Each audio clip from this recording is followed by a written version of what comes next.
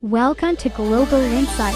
Today, we're investigating President Trump's recent executive order regarding in vitro fertilization, or IVF. Now, you might be asking, what exactly does this order do? Well, it directs Trump's domestic policy assistant to make recommendations by mid-May to reduce out-of-pocket and health plan costs for IVF treatment. The order shows the issue is still on the president's radar. It also could reopen a debate within his party over how expanding access to IVF squares with some anti-abortion advocates' beliefs. This move comes as the U.S. fertility rate has hit a historic low, and Trump has long advocated for more babies and expanding American families. According to a White House fact sheet, his close ally Elon Musk has previously called the falling birth rate the biggest danger civilization faces. But let's put this into perspective. The announcement somewhat renews a GOP-led focus on declining birth rates in the U.S., though it's far from clear that more IVF would solve that problem. Some conservative lawmakers have even declared the declining U.S. birth rate a somewhat existential problem for civilization. It's important to note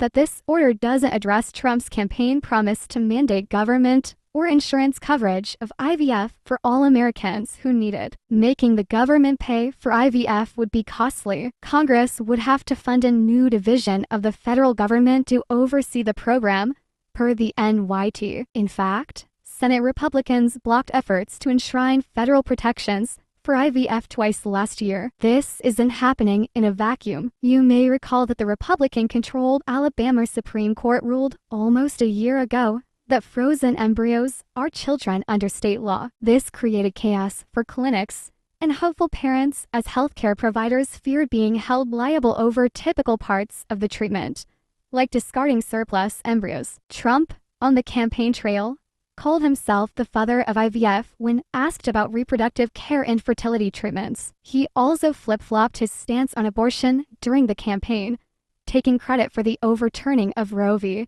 Wade while claiming he wouldn't sign a national ban. Access to child care influences younger Americans' decisions on having children. Historically, Trump and his Republican allies have failed to articulate how they'd make child care more affordable. A single IVF cycle can cost up to $30,000, with an age-dependent success rate between 38% and 49%.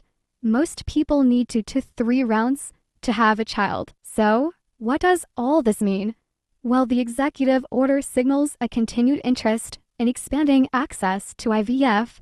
Its actual impact remains to be seen. It also could reopen a debate within his party over how expanding access to IVF squares with some anti-abortion advocates' beliefs. Thank you for joining us on Global Insight. Until next time, stay informed and stay curious.